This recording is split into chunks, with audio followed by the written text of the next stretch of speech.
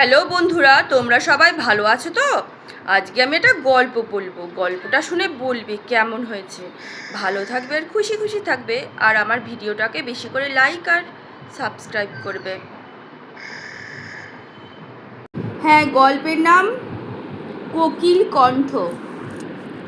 হিসেব মেলাতে মেলাতে কলমটা ছুঁড়ে ফেলে চেয়ারটা একদিকে সরিয়ে দিয়ে উঠে দাঁড়িয়ে বিরিঞ্চি বললে, এ আমার পোষাবে না বড়বাবু। বলে সেই অফিস থেকে বেরোলো আর সেখানে ঢুকলো না। ছবির পোকা তার মাথায় বাসা বেঁধেছিল। খাড়ার মতন উঁচু লম্বা নাকটা নিয়ে সে 7-5 ভেবে টালিগঞ্জের একটা স্টুডিওতে ঢুকে পড়ল। সামনের দিকে মিস্ত্রিরা ঠকাঠক শব্দ করে প্রকাণ্ড প্রকাণ্ড শেড তৈরি করছে। কাঠ পাঠিয়ে দিয়ে সে বসবার ঘরে বসে রইল। ঘণ্টা 3 পর ডাইরেক্টর দেখা মিলল। বিরিঞ্চির ডাক পড়ল। সে তাকে নমস্কার করে বলল, দেখুন, আমি ভালো কমেডি পাঠ করতে পারি। সেবার সীতায় তোতলা সৈনিক সেজে এমন কেরামতি দেখিয়েছিলাম যে গ্রামের জমিদার গিন্নি হাসতে হাসতে ফিট হয়ে পড়েছিলেন। শেষে শশী ডাক্তার এসে ডাইরেক্টর তাকে থামিয়ে দিয়ে বললেন, আচ্ছা আচ্ছা, সম্প্রতি আমাদের এখানে বই তোলা হচ্ছে, তাতে একটা কমেডির পার্ট আছে, কিন্তু আপনি কি গান জানেন? বিরিঞ্চি মাথা চুলকে বললে, আজ্ঞে হ্যাঁ, ছেলেবেলায় আজই এসেছি গানখানা খুব ভালো গাইতে পারতুম। তা চেষ্টা করলে এখনও? ডাইরেক্টর বললেন, বেশ, 7 দিন পর আসবেন, আপনার ভয়েস টেস্ট করা হবে। বিরিঞ্চি নমস্কার জানিয়ে মেশে ফিরে এলো বটে, কিন্তু সঙ্গে সঙ্গে তার চোখ থেকে ঘুম একবারে ছুটি নিল। কি করে 7 দিনের ভেতর সে গান শিখবে? চুপিচুপি সে সিঙ্গল রিডের একটা হারমোনিয়াম কিনে নিয়ে এলো। সন্ধ্যার মুখে যখন সবাই এদিক ওদিক বেরিয়ে গেছে, বিরিঞ্চি ছাদের উপরে চিলেকুঠায় বসে আপন মনে গলা ছেড়ে গান গাইতে শুরু করে দিল। গান সে প্রাণ খুলে গাইল, কিন্তু বিপদ ঘটল পরদিন সকালবেলা। ঘুম থেকে উঠে সবে ভোলাকে 1 কাপ চা আনতে হুকুম দিয়েছে, এমন সময় ম্যানেজার হন্তদন্ত হয়ে ছুটে এসে বলল, মশাই, কাল সারা রাত আপনার চিৎকারে পাশের বাড়ির লোক ঘুমাতে পারেনি।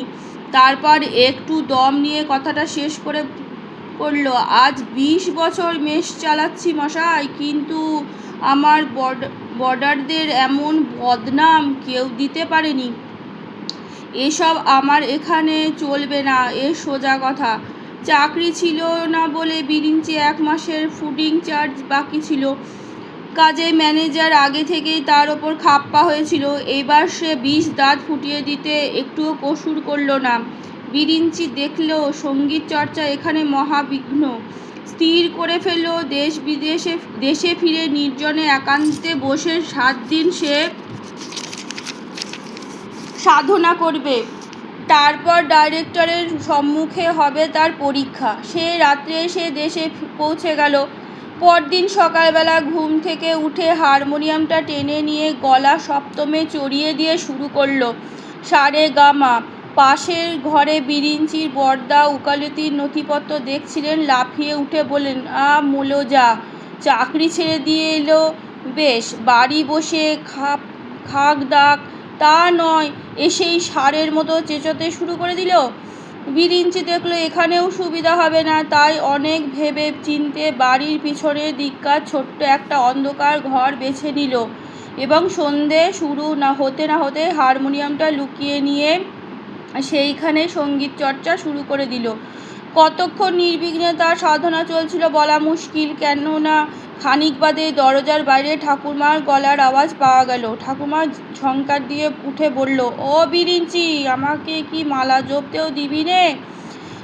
দাওয়ায় বসে দিব্যি হরিনাম করছিলাম, তা কি রকম ষাঁড়ের মতো চেঁচাচ্ছিস দেখ না। না, বাড়িতেও সাধনায় অনেক বিঘ্ন। পরদিন ভোর হবার অনেক আগেই সন্ধ্যা থাকতে বিরিঞ্চি হারমোনিয়ামটাকে বগলদাবা করে বাড়ির পাশের জঙ্গলের ভেতরে ঢুকে পড়ল। তারপর অবাধে এবং অব্যাহত গতিতে চলল তার সঙ্গীত চর্চা। বেশ মন খুলে বিরিঞ্চি গান গেয়ে চলছে। কিছুর মধ্যেই না হঠাৎ পিঠের ওপর দমাদম লাঠি, আর সঙ্গে সঙ্গে রমণী ধোপার গলা শুনতে পাওয়া গেল।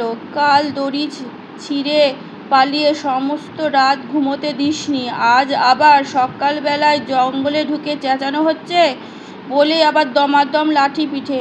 বিরিঞ্চি প্রথমটা ভয়ানক ঘাবড়ে গিয়েছিল, তারপর লাফিয়ে উঠে বলল, ওরে রমণী, আমি রে আমি। বিরিঞ্চি ওই দেখ। ওই ভেবে দেখে রমণী প্রকাণ্ড একটা জিভ বার করে ফেলল। সে কি দাদাবাবু, তুমি শেষ রাতে জঙ্গলে ঢুকে চেঁচাচ্ছ কেন? আমি মনে করলাম আমার সেই হারানো, বলে আবার সে জিভ কামড়ালো। তারপর বিরিঞ্চি পা দুটো জড়িয়ে ধরে বলে, এ কথা কাউকে বলো না দাদাবাবু, তাহলে কর্তাবাবু আর আমায় পিঠে চামড়া রাখবে না।